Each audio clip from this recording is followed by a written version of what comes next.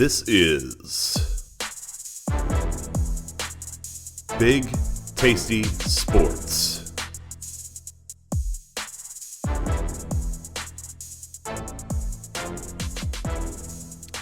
It's week 8 in the NFL, and shit is crazy. We got the Packers losing to the Commanders. We got the Bucks losing to the Panthers. I mean, what is going on in this league? A lot of craziness. That's what's going on. A lot of teams that are equal, a lot of up and down. It's been a little bit wild. But that's what we're here for, is to dive into the craziness and try to find some good places to bet. Last week was pretty decent overall. The confidence level 3 picks went 5-1. Confidence level 2, 2-4. Level 1, 1-2. And plus money picks were 2-3.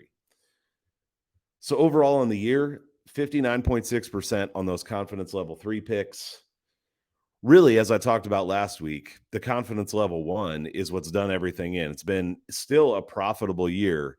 $100 bettor would be up $401.26 if you followed every single bet. But here's what I want to throw at you for today. If you were just following the confidence level 3 picks, $100 bettor would be up $1,066. So a little over 10.5 units. Not too bad. I said it last week. Might want to consider just following those picks. But listen to, we try to get some information in here too. So listen to what people think. Make your own decisions about what you think is a good bet or not. But things are definitely trending in a positive direction. This week, we have a nice slate, a lot of agreement on a couple of picks, a little bit of disagreement on one of the big picks. So you'll have to listen in, make your own decisions. As always, really appreciate subscribe on the video, rate and review on the podcast. Hit me up on Twitter at NBA Attack. Any questions, thoughts, whatever your best bets are, would love to hear it. Without any more talking from me, let's get into the picks. Before we jump into the picks with the cappers this week, Kevin was not able to jump on video, just a week where things didn't line up, but he did get me some picks. So I'm going to give those to you first before we get into it with Yanni. First one is Las Vegas Raiders -1.5 at -110. Confidence level 3 for him on that one. The second one is the Raiders and the Saints over 49. That is also -110, confidence level 3. And then the plus money pick for him this week is the Washington Commanders, +130 on the money line going up against the Colts with their new quarterback, Sam Ehlinger. And that is a confidence level 1 pick for Kevin. So those are Kevin's picks. Let's get on to Yanni. All right, next up, we got Yanni back with us. Yanni, good evening. How's it going? It's going pretty well, my man. How you doing? I'm doing great. Always look forward to talking to you. It's fun. So we, as a point of order at the beginning today, we need to celebrate because the plus money curse is lifted.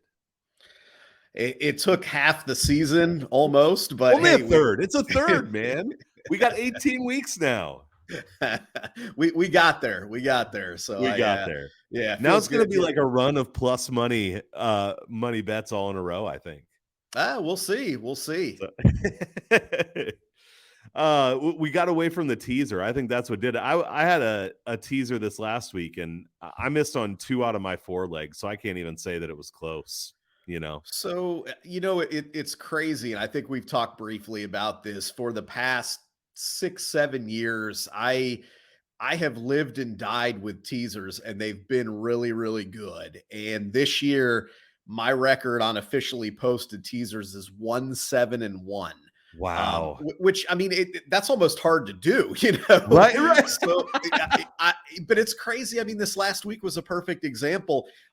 In the article I wrote, I said, hey, if the first leg of this hits, it's a done deal. First leg was the Las Vegas Raiders. It hit. And I mentally chalked it up as a win. I'm like, there's no way the Bears are going in and winning that game in New England. And not only did they win that game in New England, they really embarrassed them. So I saw a couple interesting things today talking about why teasers aren't hitting. And it really got me thinking on potentially, is this a situation where they need to be reevaluated, how and when and if Mm. you play them? And at this point, I don't have a choice, because if you continue to go 1-7-1 for too long, you're not going to have any money left. That's so true. I'm curious, like, I don't know if you can summarize it quick, but were there any key points from that stuck out to you? Because I think this is definitely a thing for me, and I'm sure plenty of other people who have played teasers too are thinking the same thing. Yeah, it was mostly really about, I think, it being an underdog year and a lot of the parity in the league, to the sense that, you used to be able to play a teaser with a team, let's say -8, and you're like, oh, perfect. I tease them down to -2. That's a no brainer. But basically, what they're saying is these spreads are off, to the sense that, if a team is -8, unless that team is maybe the Bills or maybe the Chiefs, it's almost like you can't Yep. count on it. And I mean, I've seen that all year. It's like I was laying teaser points with teams like Green Bay. Normally, Green Bay at home, if they were in that teaser range, that was an automatic. I mean, that was a freebie, that was a layup. And, this year, not the case. So, Yep.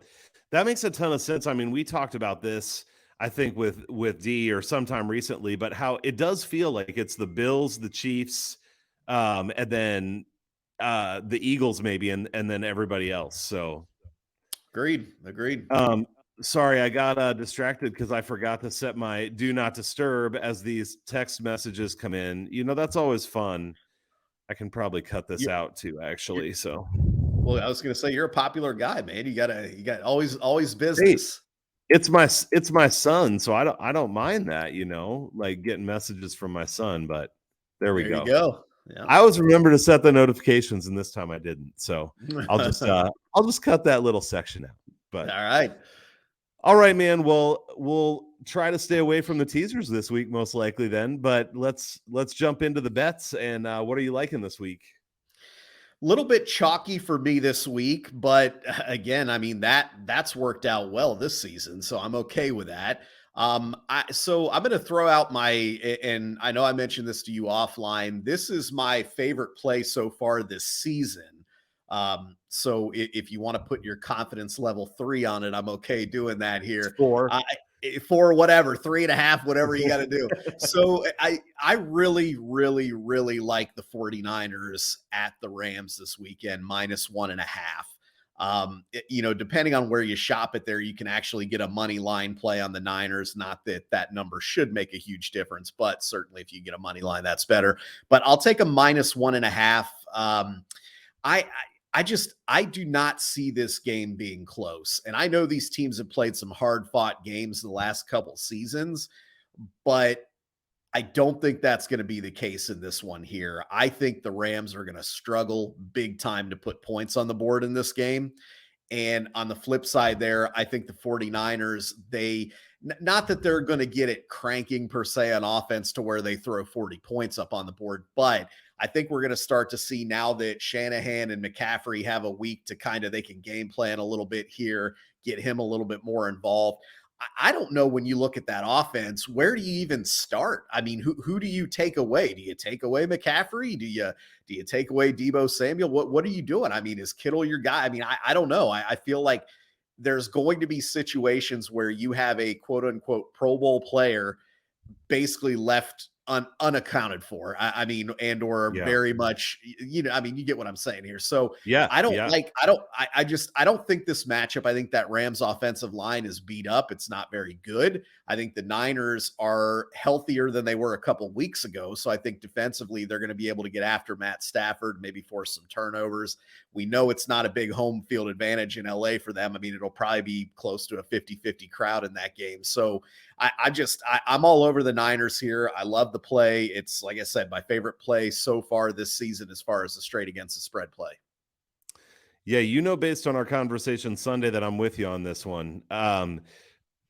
The Niners offense is a little bit unique to me now. I mean, Kittle is more a good but prototypical type tight end maybe, but with McCaffrey and Samuel and Ayuk, it's like all these dynamic playmaking type guys. It almost feels like Hill and Waddle a little bit in Miami. Just guys who, once you get them the ball, they can create. And so I feel like if Shanahan is game planning well, you don't even have to be elaborate on offense. Just get the ball in these guys' hands and let them work. And I think the offense is going to do just fine. On top of that, I think Trent Williams continues to get healthier. So that's a big deal for them, too, if you look at how the offense has performed to have him healthy on the offensive line. Yeah, for sure. And I know we talked a week ago, and I didn't like that San Francisco matchup with Kansas City a week ago. They it was not a good spot for them, but I think it helped here because had they either knocked off the Chiefs and or looked a little better, this could be -3. So I Right. think the fact that we're under that key number because they kind of got run out of their own place there with Kansas City, I think that helps us in terms of this week. Yeah, I agree. Man, maybe it's too much confidence. I made one of my bigger bets of the year on a futures bet for San Francisco this week, but I really like this team, man. I know that they got run out of the game against Kansas City, who, as we talked about, is one of those really good teams in the league. But it's similar to the Eagles to me, where I think San Francisco can win a game with their offense and they can win a game with their defense. And there aren't a lot of teams that can say that. So Agreed. I think that the Eagles and the Niners are kind of like the Bills and the Chiefs in the AFC. They just seem to be a step ahead. And that's not to take away what the Cowboys have done. That's not to take away what your right. Vikings are doing. But I think at the end of the day, there is a gap between the Eagles and the Niners versus everybody else in the NFC. Yep, I'm 100% with you. I feel very bullish on the Niners. So, For sure. Yep. all right. So we'll give that a confidence level 3.5. What are we up There you to go. next? All right, so a little bit more chalk here. In this one, I definitely don't have the same confidence level on, and I'll tell you why. But I'm going to stick to my process, and this is one that I had pegged before this past weekend's game. New England -1.5, also against the New York Jets here, and New England looked really bad the other Yeah. night. I mean, honestly, it's crazy. That game the other night went how I thought it would go, except the opposite teams. I thought that the way that that game played out, we would have New England looking like the Bears did and the Bears looking like New England did. So it was a total flip flop. But I mean, we've seen this before with New England. And yes, I understand that in some cases it was in the Tom Brady days, which are obviously markedly different. But it's kind of that old we're on to Cincinnati, right? They got blown out, and you're like, man, maybe this Patriots team, they just don't have it. And then they come back the next week and they've got a great game plan and whatever. And I will say, the Bears not only out physicaled New England, they out coached them in that game. I was shocked at the lack of, I guess, either planning and or adjustments that New England had, especially on the defensive side of the ball there. It was mind blowing to me, but I think that we're going to see a correction on that this week. And I think that there's a little bit of a sell high here on the Jets and buy low on the Patriots. I mean, the Jets, people are like, these New York teams, they keep winning, and credit to the Jets. They do keep winning. But I think that Brees Hall injury is big. By the way, I do love the signing of James Robinson. I think that Yeah. is a great stopgap measure for them to get Agreed. through this season. But I don't know how much he'll be involved this week. I'm sure he'll get some touches. And I don't think he's as dynamic as a guy like Brees Hall is, who, was on his way to potentially rookie of the year type consideration before that knee injury. So anyways, with that being said, I like New England in a bounce back spot here. I think that they can come away with a win here.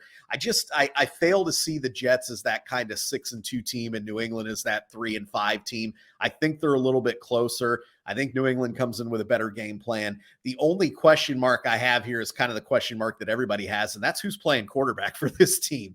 And it's crazy. In that game, Bailey Zappi came in and you're like, oh, look at that spark he gave. And then, Yep. after that initial spark, he looked really bad. So, Yep. you start to wonder, okay, is the magic gone as far as that goes? I don't know. I think they're probably going to go with Mac Jones. Now, had Bailey Zappi lit it up and won that game, I think we might be having a different discussion. But I think they're going to go with Mac Jones. I think they're going to do just enough in this game to come away with probably an ugly, grinded out type game, probably a field goal type win. But at -1.5, that's all I need. It's very true.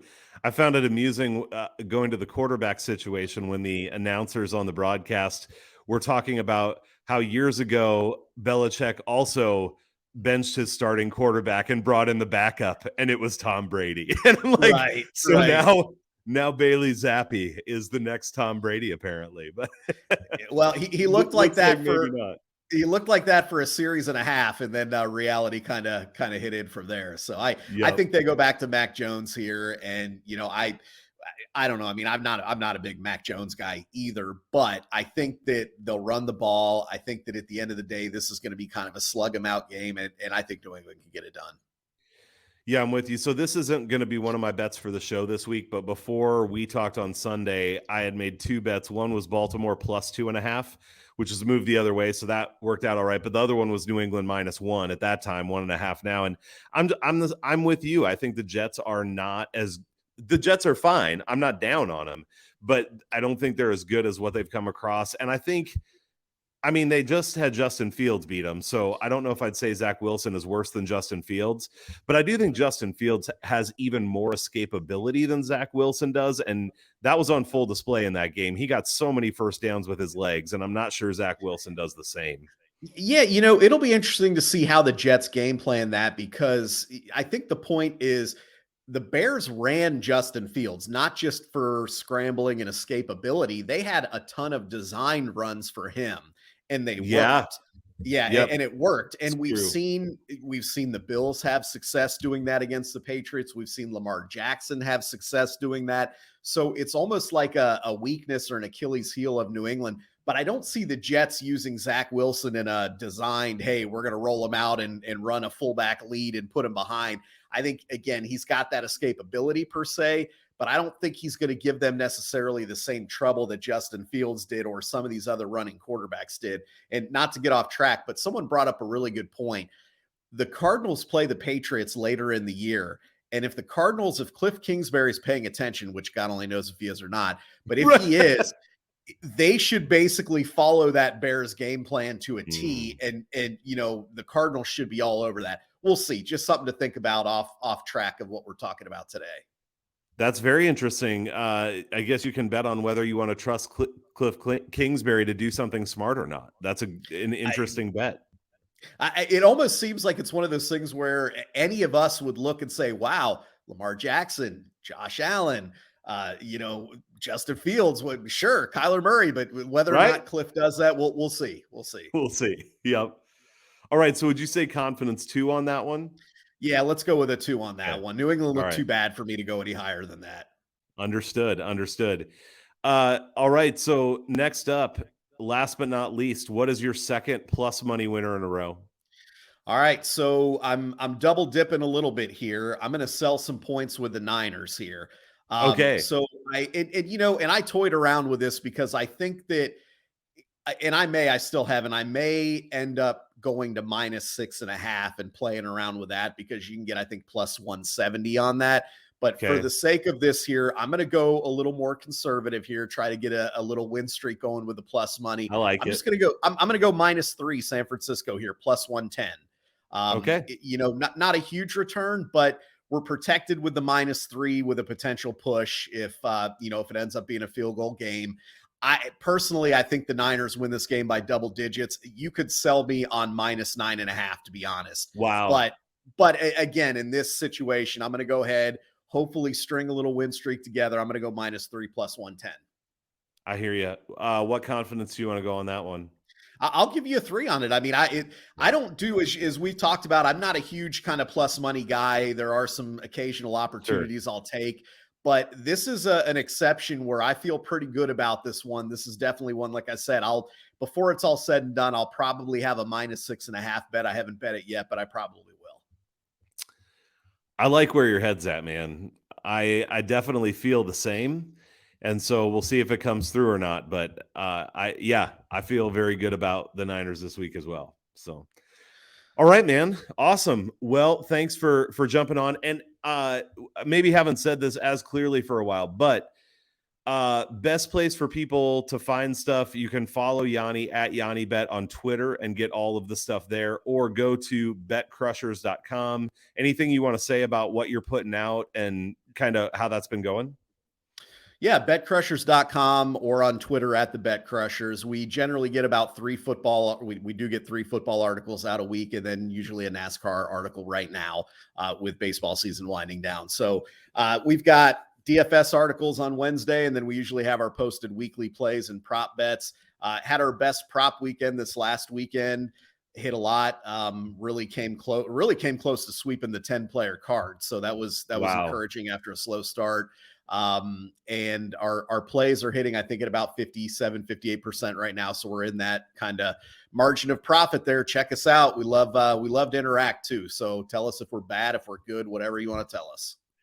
I I love it, and I'm gonna just plug this too. So I know that there's different types of people who will listen to something like this or who are on Twitter. Some people just want the picks, but some people actually do want to get more information and kind of form their own opinions based on the information of people who are sharp. And so if people haven't checked you out before, one of the beautiful things is you go really in depth with the plays that you're sharing. And so whether people end up tailing them or not, there's a ton of good information there in addition to the picks that are hitting at a profitable rate. So that's my Appreciate plug. it. Yeah, I Go. appreciate that. Yeah, absolutely. All right, man. Well, have a good night, and we'll look forward to celebrating another plus money win next week. I hope so. Fun as always. Thanks for having me. Absolutely. Fresh off a big weekend, D Nice Oh, is yeah. back. Hey, man. How was the party? Party was good. Probably not going to beat that. Game 5 of the NLCS. Being there was incredible. I was at Game 4, which is a clincher against the Braves. I thought that was probably top 3 sporting events I went to. Game 5, I think, is up there. It might be number 1. That Harper home run, probably not going to beat it. So didn't watch any football for the first time on a Sunday, I think, ever. Like, I had a trip to South Africa 3 years ago, and I was trying to stream games as I'm looking at zebras on my balcony, and I'm like, just like, all right, maybe settle it down. I didn't Oh even my try to do that gosh. because I was just captivated. Couldn't really, look at my phone too much because it was pouring rain for the last 4 innings. But pretty incredible event and almost an incredible 3-0 NFL weekend on this show, right? Not quite Yeah, if it wasn't for the Patriots, but yeah. Those dude, teasers, man, those teasers, it's been they're rough. not It's coming been rough. home. Nope, they are It not. screwed a lot of people. And I think if you ask a lot of people that the Patriots were probably their favorite teaser leg of the weekend, like people had them in money line parlays. I try to avoid those, but the Patriots, I had a couple teasers. They were like the staple of it.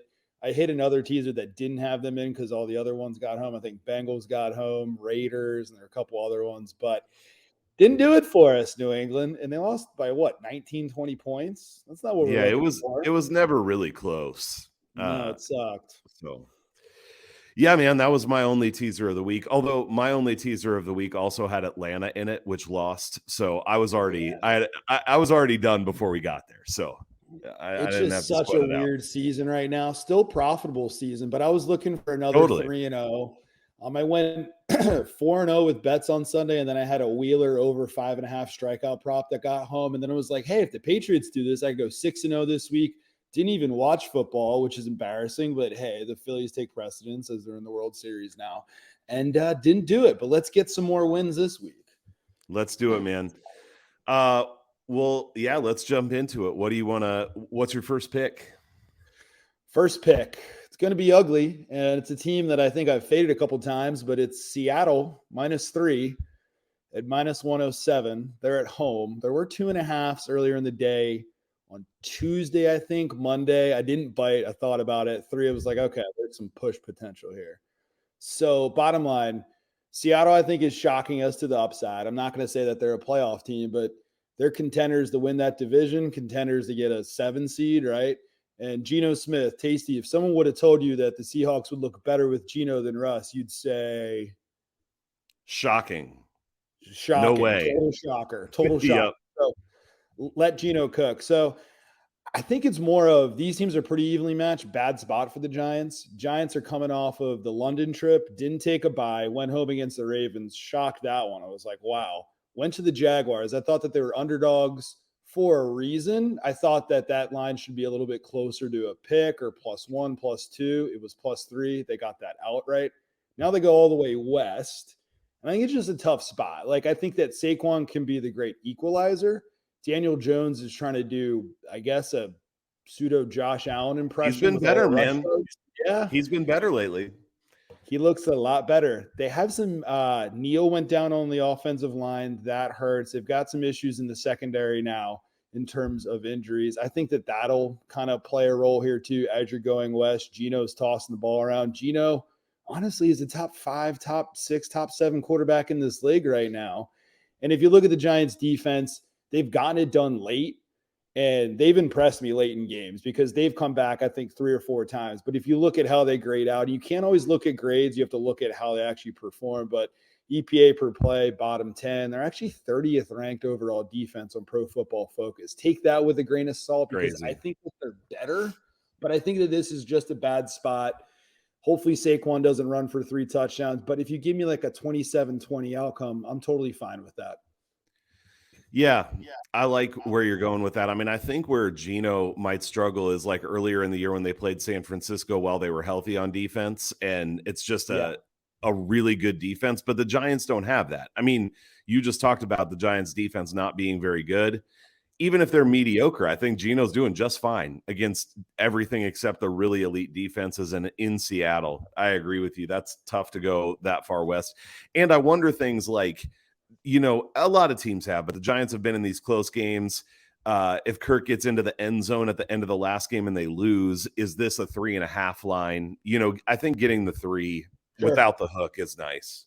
Yeah, don't take a 3.5. Do I see this going to 3.5? Not necessarily, but if injury news starts to plague the Giants a little bit, you could see that. Take the 3 if you can get it, or pass and just enjoy the game, because I think that this is a game of 2 teams that could very well be in the playoffs, 2 overachievers. I think that the Giants are not a 6-1 type team. I think that they're more of like a 3-loss team. But hey, you're 6-1, you start to believe. But I do think that just high level, this is a schedule loss right here for the Giants. Yeah, agreed.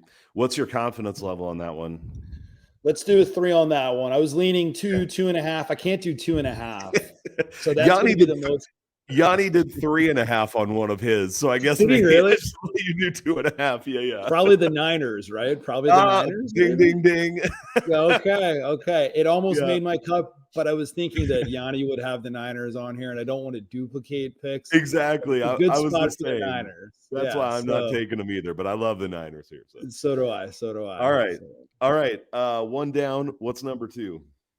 Going to be the plus money pick of the week. We're going to do 2 points on this one. I don't hate it, not necessarily in love with it, but Jets Pats under 39.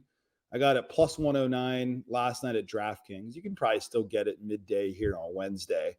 So the Patriots, we talked about it at the top, underachieved. I think that their defense is better than what they showed us on Monday night. I'm hoping. I mean, they looked better overall. The Jets having Breece Hall go down, I think, is kind of a disaster for them. I know that they made a trade for Robinson. Let's see how easily they can get him into the system. I think it might take a few weeks. But I think it's a spot where the Patriots are coming off of a late night loss, short week. They'll come out with a good game plan. But the Jets, you know, I think they might have a top 5 defense, or I know they have a top 5 to 10 D. And it's like, okay, you put these 2 teams together, grind it out. Actually, an important divisional game. Both of these teams are trying for the playoffs. The Jets are 5-2 now. Yep. These New York teams are just kind of crazy. Zach Wilson can scramble around, but not to the point of Justin Fields. I think that Fields gave the Patriots some fits, and they just had a terrible game plan on Monday night. Yep. They come back off of that. Pats, I think, are going to struggle to put up a 20 spot against this Jets defense. Take a look at the weather. It looks like there might be some weather moving in. Definitely Monday here on the East Coast for Game 5 of the World Series. If that sneaks into Sunday, which it could, that makes a case for the under even more. And I think it's like a 19-16 type game. I think both teams struggle to get to 20. And if one does, let's hope the other one doesn't. And under 39 it is for plus money. Yeah, this is one that I it's not going to make my 3 that I share for the show, but this is definitely one that I was looking at, both the full game and the first half under. These teams know each other well. I think they're generally motivated again, not for whatever that's worth. That's narrative shit. It's fine. But I do think that New England bounces back with a better defensive effort than they had against Chicago. That was pretty embarrassing for them. And I think the Jets, while the Bears offense isn't good, I don't think the Jets offense is great either. And your point about Breece Hall is a good one. Yeah, that could be a huge blow. He was looking so good, and that sucks for a team that is overachieved. I mean, they're 5-2. I'm not a New York fan, but I'm pulling for like underdog teams. Like I want to see the Seahawks make some noise. I want to see the Jets upset some people. So, but they made a great trade. And let's see Yeah. how quickly Robinson can get into the mix. Great trade there. So they're going Yep. for it, which is not something we've seen the Jets do in half our lifetimes. Yep. It's funny, man. I've been feeling that with you of it's kind of fun to see some of these teams. Like I'm not a Jets fan, but it's Not fun at to see a all. team that's been bad for so long kind of be in the mix again. I don't know. There's something fun about that. So I'm with Fun you on that. young team. You got a quarterback that Yeah, loves his mothers, and right, you just that's right. and for whatever That's that's the worth key. to the The spread. key. Yep, that's the key. All Stacy's right, man. mom. Well, that's 2 down. What's number 3? The third pick is going to be something that I was in between two angles on the same game. So I'm going to settle out with Dolphins -3.5. I was also looking at the team total. Bovada had a team total of 26.5, and I was like, great, but it was juiced at -160. So I'm not going to Oh, give that one out. geez. Yeah. Oh my So gosh. 27 is a critical number. I think that they're running all of their sims and it's saying, okay, this is like a 27-20 type game, 27-23 type game. I do think that the Dolphins have the potential to get up to like 35, 42 points, but 26.5 is juicy. 27.5 was available at DraftKings. So if you want the team total, go that angle. I'm going to think about that one, but just set on the Dolphins at 3.5. Would it be great if I had 3? Fine. Yeah, but I don't think that's coming back. The Lions are a team that I know that everybody was big on after Hard Knocks. I actually thought that they were okay against the Eagles. They launched that second half comeback, scored a bunch of points earlier in the season. They've hit the doldrums, and maybe it's a low point for them, but I don't know what they're going to do against Waddle. I don't know what they're going to do against Tyreek Hill. And Tua is coming back. I came on your show a few weeks ago. I think I picked the Dolphins at this same spread. It was either 3 or 3.5. That's when they had Teddy Two Gloves, and he went down against the Jets.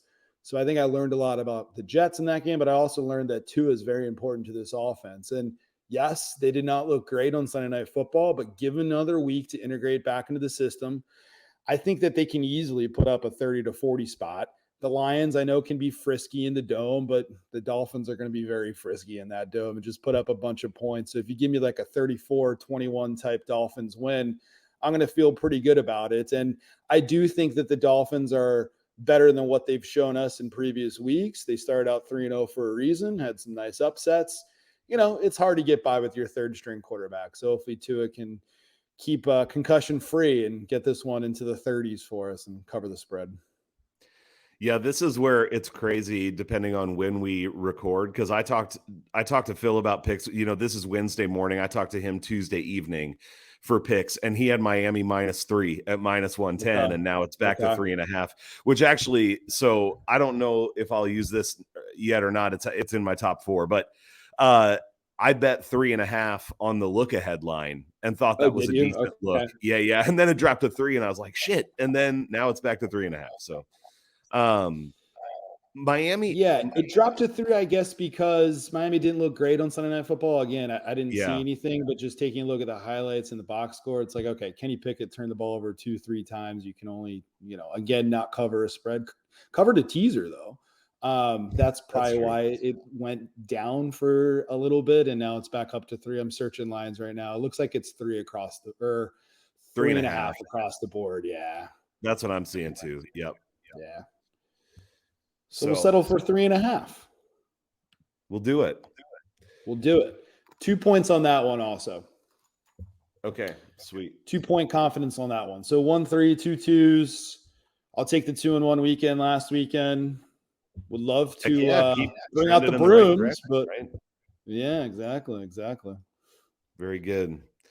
All right, man. Well, hey, I'll look forward to talking to you tonight. Anything, I did this with Yanni too, since we're doing this every week. I'm not, plugging everything as much, but talk about just what you got going on and just remind people if they haven't remembered how to find you, all that kind of stuff.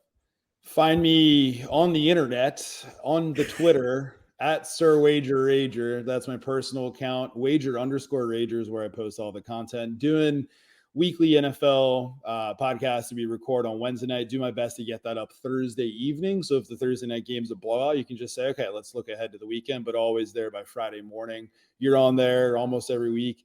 Yanni's on there. Look ahead show that I wasn't able to do. You covered for me this week. Thank you, because I was at game 5 of the NLCS. We do that Sunday evenings. We try to pick off some lines that look a little bit off and just say, okay, what happened on Sunday? What's going to happen next week? Pick those off, and we'll see what happens in the NBA season. I'm going to hop on your show. I haven't done a lot with Wager NBA content, but I think we can join forces and do some stuff as soon as the Phillies are out of the World Series, because I haven't looking. That's a word. Looking. I haven't looked at a lot of NBA except for the fact that the Sixers started 0-3, and Klay Thompson, I think, almost got into a fight and kicked out of a game last night. He did. So I have some studying to do, but I'm only a week behind, and I think I'll get there. Love it, man. Well, good to talk to you as always, and I will see you tonight. See you tonight, man. Appreciate it. Unfortunately, Phil is not able to record this week. He has some stuff going on where we could not figure out a time to do that, but he was good enough to message with me and share some picks. Phil's coming off a sweep last week, was down some starting the year, but making the big comeback here. So, and Phil, obviously, if you have followed at Cash with Flash, you know that he is very sharp across a lot of different sports. So always good to know where he's coming from. So I'm going to share his 3 picks with you, and then I'll get to mine. First up, we got Dallas and Chicago under 42.5 at -110. Again, I didn't have too much of a conversation with Phil about where he's at with these picks. I certainly think Dallas's defense has been good. Chicago's offense, except for last week, has not. And Dallas's offense has struggled. So this is a pick I definitely like as well. But Dallas and Chicago under 42.5, these straight picks, Phil is always very confident. So confidence level 3 on that. Next up is Miami -3 at -110. I will say, as I record this actually on Wednesday morning, the best you can find at -110 is 3.5 for Miami. So you'd have to make a decision between buying that hook or not. When I went back and forth with Phil about these picks yesterday, there was a -3 out there at -110. So that's where he got it. And you can make that decision if you want to tail about buying the hook or not.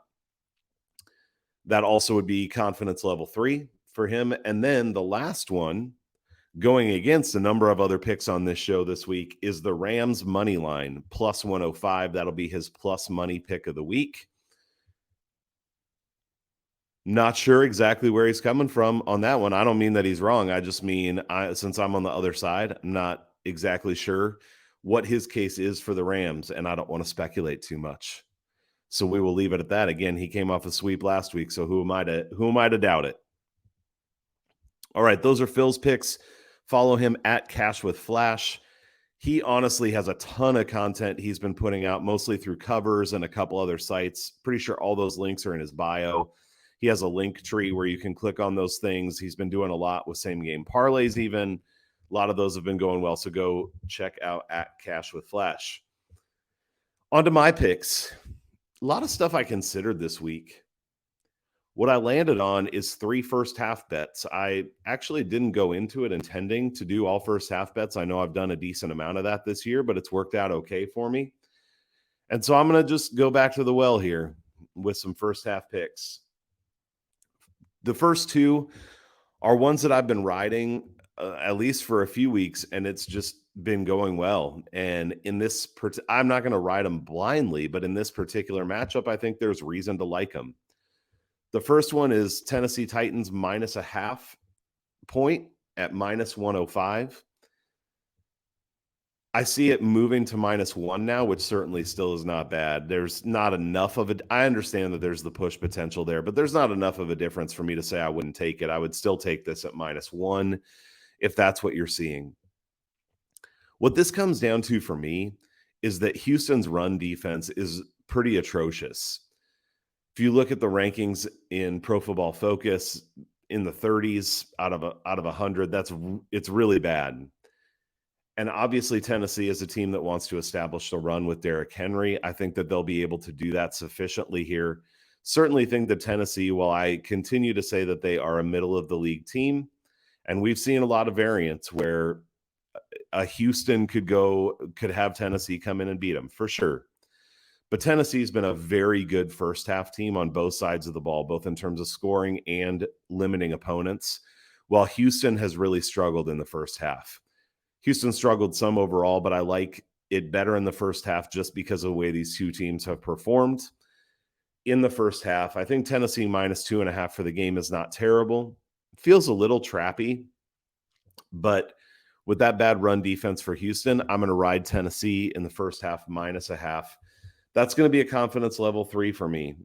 I feel the only thing that gives me pause is just it feels too easy. And any time something feels too easy, I assume that it's not. As I've said before, the books, the market know what they're doing. So I don't think it's a lock by any means. There never is a lock, but I don't think it's even close to that. I think this could be a little tricky, but I got to go with the matchup that I see and the way that Tennessee's been performing in the first half overall in the season.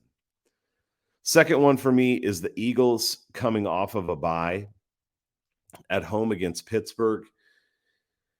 -6 in the first half. That is definitely a lot of points, but I continue to think that Pittsburgh is not very good. Kenny Pickett turning the ball over a lot. That offensive line is a problem. Philadelphia's defensive line is strong. I think they'll be able to pressure Pickett here. Hopefully they come out of the bye ready to go, a little bit rested. And playing at home for them has been really good. Philadelphia is a team that's gotten off to a really fast start in most of their games, and Pittsburgh has not necessarily done the same. So while 6 is a lot of points, in some ways, I feel like the Steelers wouldn't necessarily push for that backdoor cover. If they're down enough, they might take a field goal instead of going for a touchdown if they get toward the end of a half. So I actually like the -6 in the first half at -110, and I'm going to go with a confidence level 3 on that as well.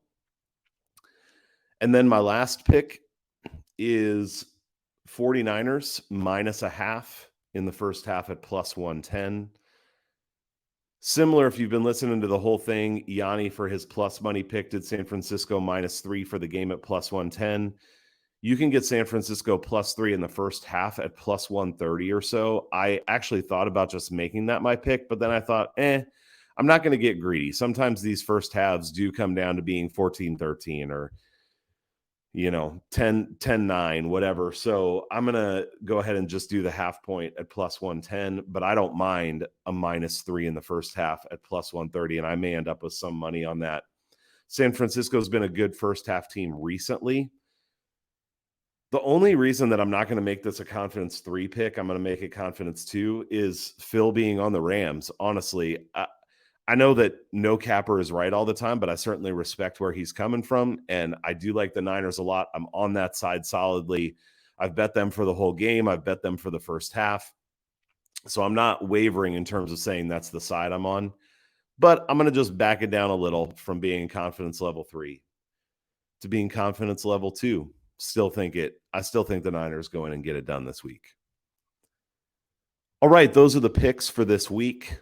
Hopefully we continue to trend upward. It's been a good week, and this last week, would love to hear what you're thinking for your best bets this week. Leave a comment, drop a comment on Twitter, YouTube, whatever. Let us know what you're thinking. Have a good weekend betting the NFL, and I will talk to you soon.